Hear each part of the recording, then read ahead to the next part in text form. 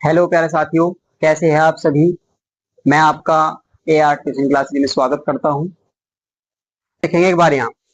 देखो, कल हमने जो है दूसरे क्वेश्चन का पहला क्वेश्चन कराया था। आज जो है दूसरे वाले का ही तीसरा करेंगे। इसमें तो पूछा आपसे कि दोनों संख्याओं का एचसीएफ और एलसीएम निकालिए और फिर उसकी जांच कीजिए।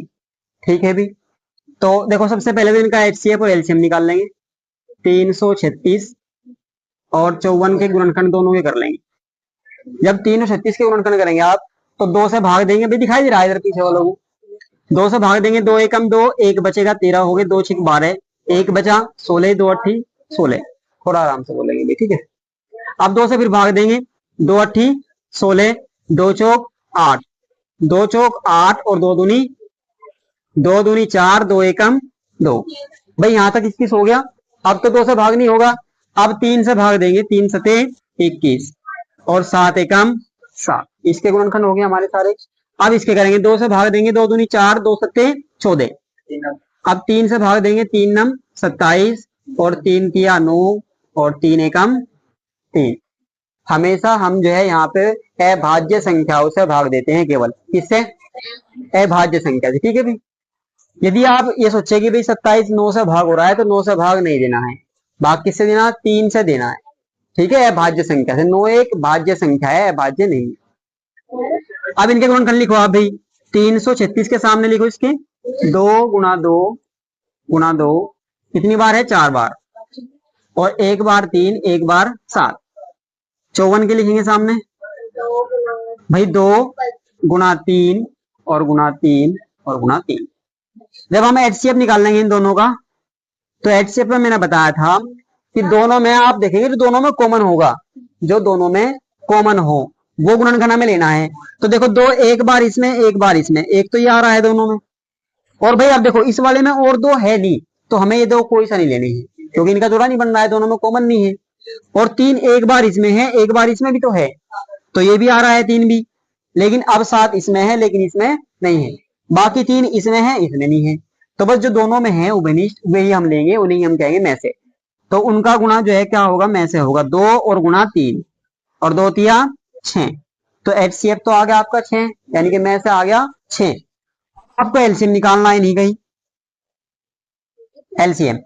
भाई एलसीएम में आप ध्यान देंगे, जो गुणनखंड हमारे पास है, जो गुणनखंड हमारे पास है, तो प्रत्येक गुणनखंड की अधिक से अधिक घात वाला लेना है। प्रत्येक गुणनखंड की जो सबसे बड़ी घात वाला है वो लेना है।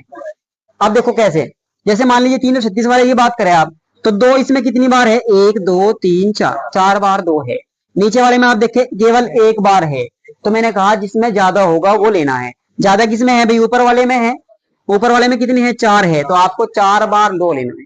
ठीक है, तो 4 बार आप 2 ले लेंगे यहाँ पे। अब 3 की बात करें भाई, 3 इसमें तो है 1 बार, इसमें कितनी बार है? इसमें है 3 बार, तो आप 3 बार लिखेंगे। ज्यादा वाला लेना है जिसमें गुणनखंड ज्यादा होंगे। और 7 की बात करें, 7 इसमें कितनी बार है? 1 बार, इसमें है नहीं। तो मैंने कहा था प्रत्येक लेना है, सभी लेने हैं। लेने कौन से हैं? जिसमें ज्यादा होंगे। तो इसमें तो है ही नहीं। इसमें कितनी बार है? 1 बार, तो 7 1 बार आप लेंगे। अब सारे आगे संख्याएं, इन सबकी क्या करनी है? गुणा करनी है भाई। गुणा करेंगे, देखो 7 तिया 21, 21 दूनी 42, 21 तिया 63, 63 हो गए। 63 की हम 3 में करेंगे। देखो 3 तिया 9 और 3 छंग 18, 189 आगे भाई। 63 की हमने 3 में कर दी, यहां तक 189 हो गया नहीं हो गए। अब देखो, या तो डबल करते चले जाओ इसका, या इनकी गुणा कर लो एक साथ।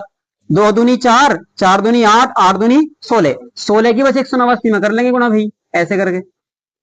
ठीक है, 6 नम 54, इसे ऊपर करेंगे भाई। 189 की गुणा 16 में कर लेंगे। 6 नम 54 और 6 अठे 48, 48 में 5 हासिल के जोड़ेंगे 53, हासिल 5, 6 एकम 6 और 5 11। एक की करेंगे भी 9 आवेगा, 8 और 1 वही संख्या आती है 1 से गुणा करने पे। 4 9 3 12, 8 और 1 9, एक हासिल का 10, 2 और एक हासिल का 3, 3024। तो ये आपका क्या आया भाई? ये आया ले से 3024। क्या आया? ले से आया। अभी आपका सवाल पूरा तो नहीं हुआ, प्रश्न पूरा नहीं हुआ। उसने कहा है जांच भी कीजिए। क्या कहा भाई? जांच भी कीजिए। तो जांच करेंगे पहले। देखिए, जांच में मैंने आपको सूत्र लिखवाया था भाई, एक बार ध्यान से देखेंगे यहाँ पे। और बहुत इंपॉर्टेंट सूत्र है, हर बार एग्जाम में एक क्वेश्चन जरूर आवे इससे, एक क्वेश्चन भी हर बार आवे, ध्यान से देखो एक बार। तो जांच में लिखेंगे आप पहली संख्या गुणा दूसरी संख्या और इन्हीं संख्याओं का HCF और गुणा LCM। और देखो भाई यहाँ पे एक बार ध्यान से देखो, चाहे आप LCM गुणा HCF लिख लो या HCF गुणा LCM लिख लो, यानी कि ये वाला पहले लिख लो या ये वाला पहले लिख लो, कोई दिक्कत नहीं है इससे। ऐसे यहाँ दूसरी संख्या पहले आ जाओ, पहले वाली बात ना, ठीक है, बस गुणा होनी चाहिए इन दोनों की। और ये जो सूत्र है आपका केवल और केवल दो संख्याओं पर ही लागू है, ध्यान देंगे इस चीज का। कितनी पे भी? केवल दो संख्याओं पे। यदि आपके पास दो संख्या है और उनका HCF और LCM है तो ये उसी से संबंधित है बस केवल, यानी कि उसी के लिए सत्य सिद्ध होता है। बाकी तीन संख्याओं के लिए या चार संख्याओं के लिए ये सत्य नहीं होने, ठीक है। कभी आप ये सोचो कि भाई तीन संख्या है हमारे पास, तो तीन संख्या पहली दूसरी और तीसरी गुणा कर दी और फिर उनका HCF और LCM की गुणा कर दी तो बराबर आएगा, बराबर नहीं आएगा, ठीक है। तो ये दो संख्याओं के लिए मान्य है केवल। तो पहली संख्या कितनी भाई? 336, आपने लिखा 336, और दूसरी संख्या कितनी है? 54। इधर आप रखेंगे HCF कितना है हमारे पास? 6 है भी, तो आपने 6 रख दिया, और LCM है आपके पास 3024, 3024, ठीक है भाई। तो इनके गुणा कर देंगे, गुणा करेंगे, देखो इसकी गुणा कर लोगे आप 336 की 54 के साथ में, 4 6 24, 4 तिया 12 में 2 जोड़ेंगे 14, 4 तिया 12 और एक हासिल का 13, 5 6 30, 5 तिया 15, 3 18, 5 तिया 15 और एक 16, 4 4 8 और 3 11, 7 और एक 8 और एक कितना आया भाई? 18,144। इधर करेंगे भाई 6 की गुणा इसमें करेंगे, 6 चौक 24, 6 दूनी 12, 12 में 2 जोड़ेंगे 14, 6 की 0 में करेंगे 0 और एक हासिल का जोड़ेंगे 0 में तो एक आवेगा, कितना आवेगा? 1, और 6 तिया 18। देखो भाई दोनों और बराबर आ रहा है नहीं, तो ये हमारी जांच होगी। आप लिख सकते हैं LHS बराबर है RHS के। और मैंने कल भी बताया था तुम्हें कि भी यदि हमारा जो है ना ये संख्या दोनों की तरफ बराबर आ जाए तो इसका मतलब ये है हमारा सवाल सही है, ठीक है, कोई त्रुटि नहीं है। और यदि ये कुछ गड़बड़ा रहा तो हमने कुछ गलत निकाल रखा है। क्लियर होगी बात यहाँ से? जिसको नोट करना है एक बार करें नोट। 3 में आपको कहा, क्वेश्चन नंबर 3 में 3 सवाल है, पहला दूसरा और तीसरा, और इसमें कहा कि अभाज्य गुणनखंडन विधि द्वारा इन संख्याओं का मैसे और लैसे ज्ञात कीजिए, यानी कि LCM और HCF, ठीक है। तो अभी अभी जो मैंने पिछले सवाल कराए वो भी आपको अभाज्य गुणनखंड विधि से कराए या नहीं कराए थे? तो बताओ इनमें से एक सवाल करा दो बस, ये पहले वाला, ठीक है।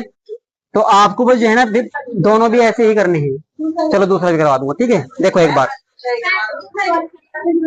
चलो एक बार देखे पहले, फिर वो वाला भी करा दूंगा। देखो भाई 12 15 और 21, इन तीनों संख्याओं का आपको निकालना है पहले गुणनखंड, ठीक है, अलग अलग। 2 से भाग देंगे, 2 6 12, 2 तिया और 3 एकम 3। अब 3 से भाग देंगे, 3 पंजे 15 और 5 एकम 5।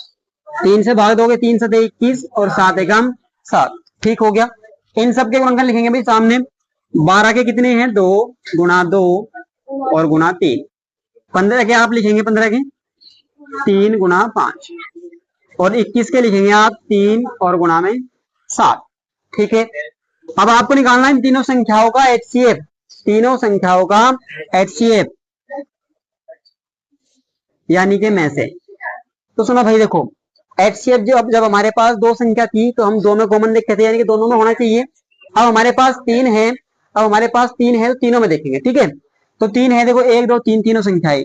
अब बताओ, देखो 2 इसमें तो है लेकिन इसमें नहीं है ना इसमें है, तो हम 2 को नहीं लेंगे। अब 2 की तो काम खत्म हो गया। अब 3 की बात करें, 3 इसमें भी है, एक बार इसमें भी है, एक बार इसमें भी है, तो 3 तीनों में है। जब 3 तीनों में है तो एक बार तो आपको 3 लेना है। और बाकी देखो 5 इसमें है लेकिन इन दोनों में नहीं है, 7 इसमें है लेकिन इन दोनों में नहीं है, तो आपको बस केवल क्या लेना है? 3। तो HCF आ गया आपके पास 3। HCF हमारी जो है ना वो बड़ी से बड़ी संख्या है जो इन तीनों संख्याओं को पूरा पूरा क्या करेगी? भाग करेगी। HCF वह सबसे बड़ी संख्या है जो इन तीनों संख्याओं को पूरा पूरा क्या करेगी? भाग करेगी। भाई यदि आपकी कोई संख्या कॉमन नहीं आ रही यदि आपकी कोई भी संख्या कॉमन नहीं आ रही, ऐसे गुणनखंड कॉमन ही नहीं आ रहा कोई भी, सारे अलग अलग है, तो फिर उनका एचसीएफ एक होता है। फिर उनका एचसीएफ क्या होता है भाई? एक होता है। उनका एचसीएफ क्या होगा? जब कोई भी संख्या, कोई भी गुणनखंड कॉमन ना हो तो वहां पे एचसीएफ एक होगा। क्लियर होगी बात? तो वहां पे एक लिखना है। अब एलसीएम की बात करेंगे भाई, तो एलसीएम भी जिसे निकालना है, यह भाज्य गुणनखंडन विधि है दोनों की। तो देखिए यहां से देखें आप, दो भाई मैंने कहा था जो आपके जिसमें ज्यादा होंगे वे लेने हैं और प्रत्येक लेना है, हर एक गुणनखंड लेना है। लेना कौन सा है? जिसमें ज्यादा होगा। दो इसमें कितनी बार? 2 बार। इसमें एक बार भी नहीं है, इसमें एक बार भी नहीं है, तो हमें सबसे ज्यादा वाला कौन सा लेना है? 2 बार। तो 2 × 2। अब 3 की बात करें, इसमें एक बार, इसमें भी एक बार, इसमें भी एक बार, तो एक ही बार आ रहा अधिक से अधिक। हर सभी संख्याओं में एक ही बार आया अधिक से अधिक, तो आपको एक ही बार लेना है। 5 एक ही बार आया है और में आया ही नहीं, तो एक बार जरूर लेंगे भाई। 7 भी एक बार आया तो एक बार लेना है। मतलब यह है, छोड़ना नहीं है कोई सा भी गुणनखंड, छोड़ना नहीं है, लेने हैं सारे, लेकिन वे लेने हैं जिसमें ज्यादा होंगे। ठीक है, क्लियर होगी? यहां से इन सब की भाई क्या कर देंगे? गुणा कर देंगे। देखो 7 पंजे 35, 35 तिया 105, 105 दूनी 210, और 210 दूनी करेंगे 420, तो आप लिखेंगे 420। तो भाई एलसीएम ये 420 है और एचसीएफ 3 है। ये एचसीएफ और ये एलसीएम। यहां तक समझ में आया? एक बार दूसरा देखेंगे भाई। एक मिनट, एक बार दूसरा देखेंगे। एक बार नहीं, कुछ नहीं करना है, दूसरा देख लो एक बार। देखो 17 में आप देंगे भाई 17, 17 है हमारे पास, 17 एक भाज्य संख्या है, तो केवल 17 से ही भाग होगी, तो आप 17 से ही भाग देंगे। 17 एकम 17, 23 भी केवल 23 से ही भाग होगी, 23 एकम 23, क्योंकि ये तीनों की तीनों संख्याएं अभाज्य संख्या है। 29 एकम 29, अभाज्य संख्या केवल अपने आप से ही भाग होती है या एक से भाग होती है। अब इन सब के गुणनखंड 17, 23 और 29 है, आप लिखेंगे 17 के तो क्या है भाई? 17 है ना, और 23 के क्या है? 23, और 29 का क्या है? 29। देखो भाई कॉमन तो कोई से में है ही नहीं, लेकिन आपको पता है एक सदी का गुणनखंड होता है या नहीं होता है, तो आप ऐसे भी लिख सकते हैं गुणा एक गुणा एक गुणा एक, ऐसे लिख सकते हैं। और अगर नहीं भी लिख रहे हैं, जब भी कोई दिक्कत नहीं है, आपको लिखना है एचसीएफ तीनों का क्या होगा? एक होगा। जब कोई गुणनखंड नहीं है तो क्या लेना है? एक लेना है। एचसीएफ में से हाईएस्ट कॉमन फैक्टर। ठीक है भाई, तो एलसीएम बताओ। एलसीएम में क्या करना है? देखो सब, जब संख्याएं सारी की सारी अलग अलग है और एक एक ही बार आ रही है, तो सारी लेनी है। यानी कि 17 भी एक बार आया तो वो भी लेना है, 23 भी लेना है, और 29 भी लेना है। इन सब की गुणा करके आप यहाँ लिख देंगे, वही हमारा क्या होगा? एलसीएम होगा। ठीक है, ये वाला आपको खुद करना है। अब चौथे सवाल में आपको ये कहा कि यदि 306 और 657 का में से 9 है, देखो में से लिख रहा ना पहले, इसका मतलब ये है में से इन दोनों संख्याओं का 9 है, तो इन्हीं दोनों संख्याओं का लय से ज्ञात करना है। ठीक है भाई, एलसीएम में से हो एचसीएफ, यहाँ पे लिखेंगे एचसीएफ, और ये हो भाई एलसीएम। तो भाई देखिए हमारे पास जब भी दो संख्याएं हो और उनका एचसीएफ और एलसीएम के बारे में बात हो रही हो, यानी कि चार चीजें हो, दो संख्याएं और उनका एचसीएफ और एलसीएम, तो आपके पास सूत्र है।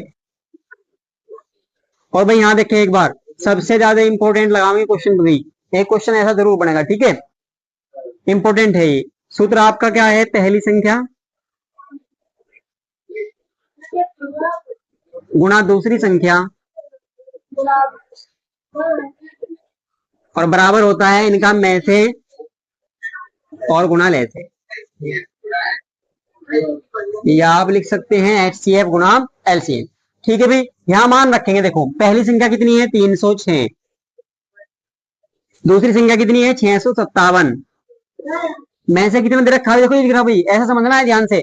में से इन दोनों संख्याओं का कितना है? 9 है, तो आप 9 लिखेंगे में से के स्थान पे, और ले से कितना है इन दोनों का वो हमें निकालना है। क्वेश्चन मार्क लगा रखा मैंने यहाँ पे, तो ये आपको ले से निकालना है। ले से को ऐसे के ऐसे लिखेंगे आप।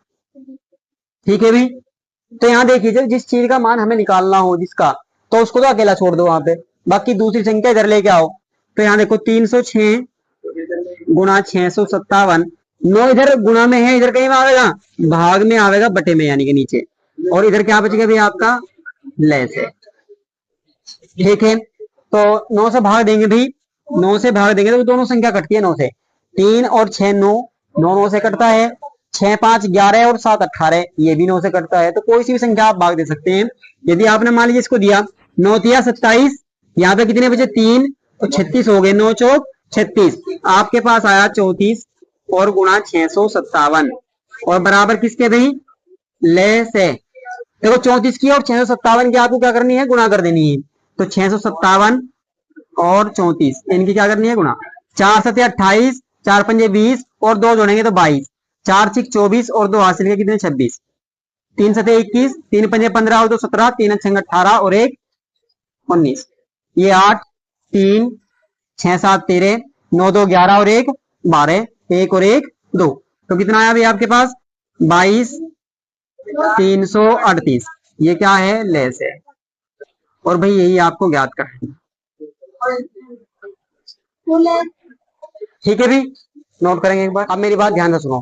देखो उसने पूछा आपसे क्या किसी प्राकृतिक संख्या, प्राकृतिक संख्या या प्राकृतिक संख्या की बात है, क्या किसी प्राकृतिक संख्या n के लिए, यानी कि n के स्थान पे कोई भी प्राकृतिक संख्या हो सकती है। प्राकृतिक संख्या कहां से बने, मैंने बताई थी भाई 1 2 3 4 5 6, यानी कि 1 से लेकर शुरू होती है प्राकृतिक संख्या।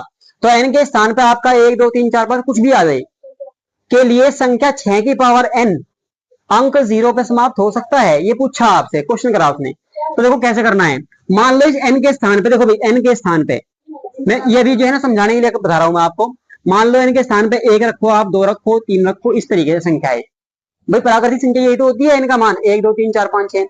तो आपने यदि 6 की पावर आप 1 रखेंगे तो कितना आएगा भाई, एक ही 6 ही आएगा, 6 एकम 6, एक बार गुना 6 की। यदि आप 6 की पावर 2 रखेंगे तो 6 की 2 बार गुना करेंगे, 6 गुना 6 यानी कि 6 छंग 36, तो आप लिखेंगे 36। यदि 6 की पावर आपने 3 करा तो 6 छंग 36, 36 सिक्का 216, तो आपने 216 लिख दिया भाई। अब इसी तरीके से संख्या बढ़ती रहेगी, हमें नहीं पता जो है ना क्या कितनी कहां तक बढ़ानी है, इनका मान कोई भी प्राकृतिक संख्या हो सकती है। तो क्या कहीं जीरो आ रही है क्या, एक बार देखो, इकाई का अंक जीरो आ रहा है कहीं पे, अभी तक तो आया नहीं, पर लेकिन क्या पता क्या आ जाए कहीं, तो उसी बारे में हमें बताना है। तो उसके लिए देखो आपको ये नहीं करना है, आपको ये नहीं करना है, लेकिन इसका जो है ना क्या, इसका रूल क्या है, यानी कि किस कैसे हम पता कर सकते हैं कि ये 6 की पावर n 0 पे समाप्त होगी या नहीं होगी, जहां पर n का मान कोई भी प्राकृतिक संख्या हो सकती है। तो अब देखो करना कैसे है, आपको क्या करना है, जो संख्या हमें यहाँ दे रखी है, जो संख्या हमें यहाँ पे दे रखी है, इसके स्थान पर आपको कुछ भी, इसके स्थान पर आपको कुछ भी देगा। यदि इसके स्थान पर आपको कुछ भी देगा, 4 दे, 2 दे, 6 दे, या 8 दे, 12 दे, 15 दे, इस तरीके से संख्याएं आपको देगा 6 के स्थान पे। ठीक है, तो मान लो उसके आपको क्या करना है, उसके आपको अभाज्य गुणनखंड करनी है। सबसे पहला काम ये है, आप लिखेंगे 6 के अभाज्य गुणनखंड करने पर क्या करना भाई, आपको 6 के गुणनखंड करने हैं। तो गुणनखंड करेंगे भाई, यहां से देखो 6 2 से भाग दोगे, 2 तिया 3 एकम, तो आपके पास 6 के जो गुणनखंड आए वो आए 2 गुना 3। ठीक है भी, अब एक बात ध्यान देनी है आपको, जब हमारे पास संख्या के गुणनखंड, जब हमारे पास संख्या के गुणनखंड में कम से कम एक बार, कम से कम एक बार 2 गुना 5 नहीं होगा, 2 गुना 5 नहीं होगा, क्योंकि 2 की और 5 की गुणा करने पर ही जीरो आती है। 2 पंजे 10, भाई यदि आप देखें 2 पंजे 10, इकाई का अंक जीरो आया नहीं आया। यदि किसी संख्या के गुणनखंड में 2 और 5 का कम से कम एक जोड़ा नहीं है, 2 और 5 का कम से कम एक जोड़ा भी नहीं है, तो फिर वो संख्या 6 की पावर n जैसे लिख रहा है वो जीरो पे समाप्त कभी भी नहीं हो सकती। और यदि कम से कम एक भी जोड़ा, यदि कम से कम एक भी जोड़ा 2 गुना 5 का बन गया, मान लीजिए 3 भी आ रहा है कोई दिक्कत नहीं है, इसके यहाँ पे इससे आगे मान लीजिए भी आपका 5 आता और इस तरीके से कुछ भी संख्या 2 हो रही या 5 आ रहा है, इस तरीके से बढ़ रहा है संख्या, है ना।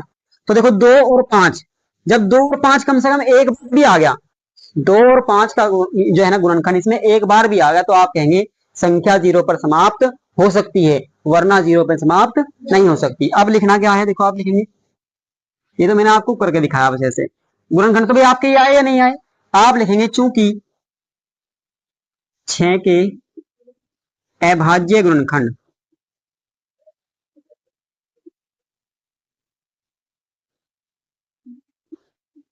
करने पर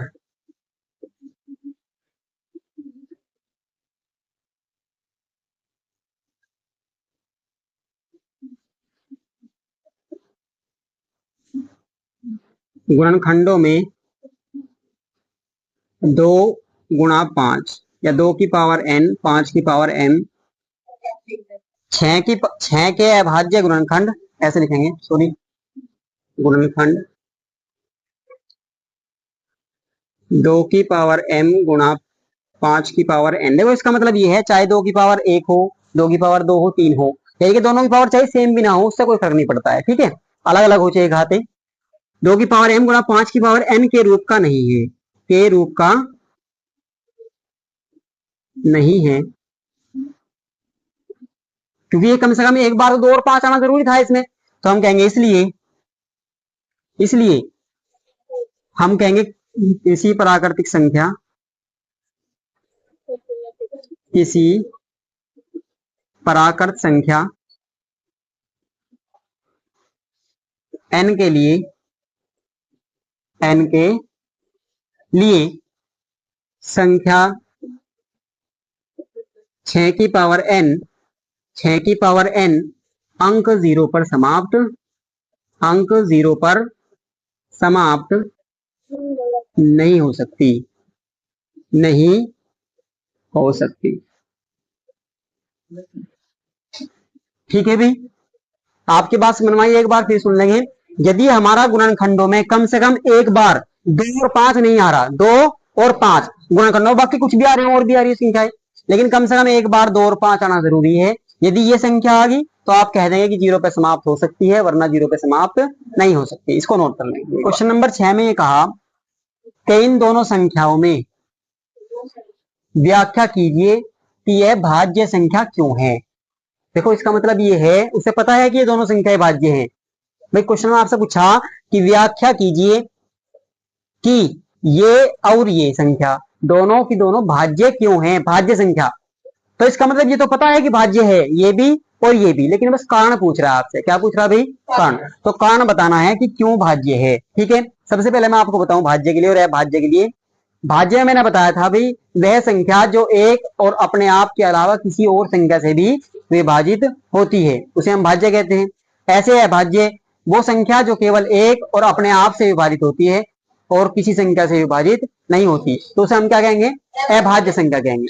इसको दूसरे शब्दों में ऐसे लिख सकते हैं, आप ऐसे याद कर सकते हैं, भाज्य संख्या के तो केवल 2 गुणनखंड, कितने, सॉरी, अभाज्य के संख्या के 2 गुणनखंड केवल, और भाज्य संख्या के 2 से अधिक गुणनखंड होते हैं।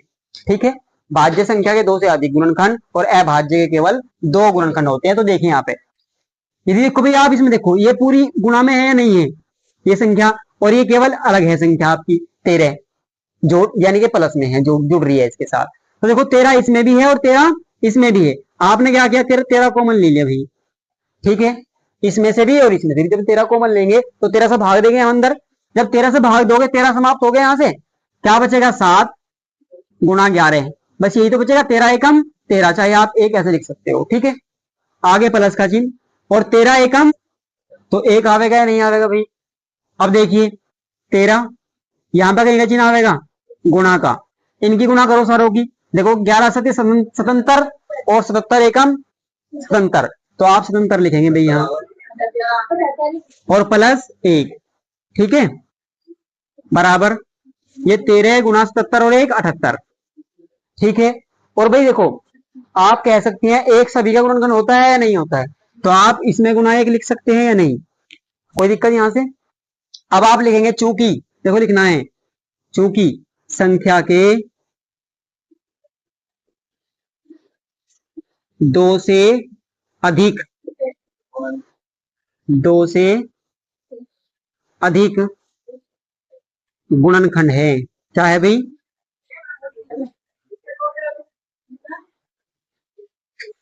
गुणनखंड है, इसलिए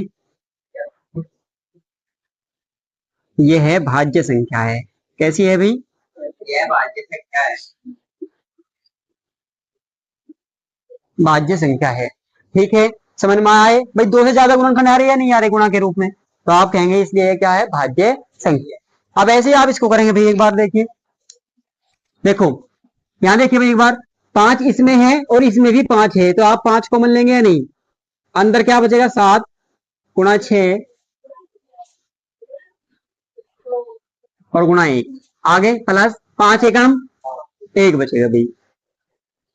5 ऐसे कैसे ही, देखो इन सब की गुणा करेंगे या नहीं, 7 छंग 42, 42 की 4 में करेंगे भाई, 4 दूनी 8 और 4 चौक 16, 3 दूनी 6, 6 ही कर दो इसमें, 6 अठे 48, 6 छंग 36 और 36 में 4 जोड़ोगे 40, 6 एकम 6 और 4 10, 1008 यहां तक आया, 1008 और प्लस 1, आप लिखेंगे 5 गुणा ये 1008 और 1 जोड़ेंगे 1009, और भाई अपनी तरफ से आप 1 लिख सकते हैं, एक से भी संख्या का गुणनखंड होता है, तो गुणा करेंगे 1 से। तो आप कहेंगे चूंकि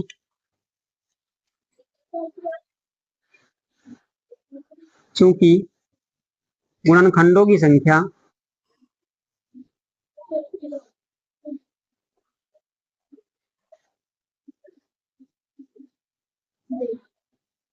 संख्या 2 से अधिक है, 2 से अधिक है, इसलिए यह एक भाज्य संख्या है।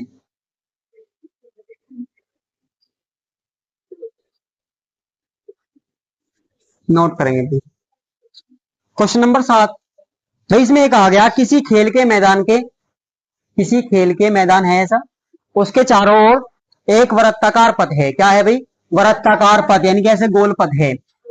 उसने कहा इस मैदान का एक चक्कर लगाने में सोनिया को 18 मिनट लगते हैं।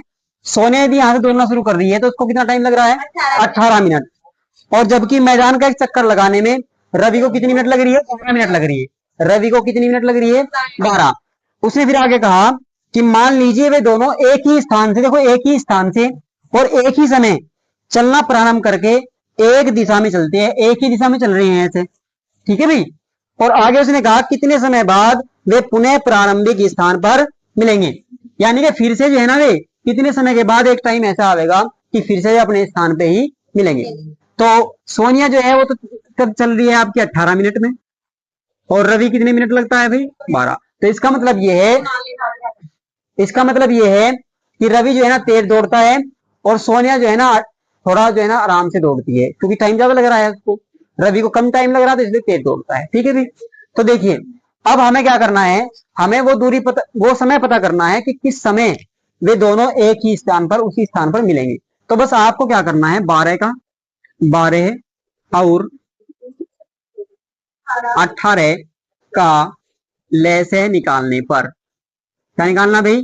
लय निकालने पर, निकालने पर। तो भाई इन दोनों संख्याओं का आप लय निकाल लेंगे। तो देखिए 12 और 18, यहां देखेंगे भाई एक बार, 2 से भाग देंगे, 2 6 12, और ये 2 से भाग देंगे, 2 9 18, 2 तिया 6 और 9 ऐसे कैसे लेंगे। देखो 3 से भाग देंगे, 3 एकम और 3 तिया एक, ऐसे कैसे 3 एकम 3। तो भाई 12 और 18 का जो लैसे आया, यानी कि एलसीएम आया, यहाँ लिखेंगे आप लैसे। तो इन सब की गुणा करके लिखना है भाई, इन सब की, 3 तिया 9, 9 दूनी 18, 18 दूनी 36, तो 36 आया हमारा में से, सॉरी लैसे। तो आप कहेंगे इसलिए तो 36 है ना, 36 ये क्या है, देखो भाई ये मिनट थी हमारी, क्या थी सारी? मिनट थी, मिनट। तो 36 मिनट ये हमारी क्या है? 36 मिनट। तो हम कहेंगे आते हैं 36 मिनट बाद, आते हैं 36 मिनट बाद वे दोनों पुनः उसी स्थान पर मिलेंगे। आपको क्या लिखना है? आते हैं 36 मिनट बाद, आते हैं 36 मिनट बाद वे दोनों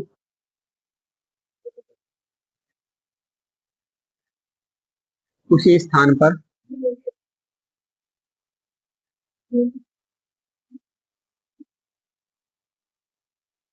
मिलेंगे, ठीक है भी।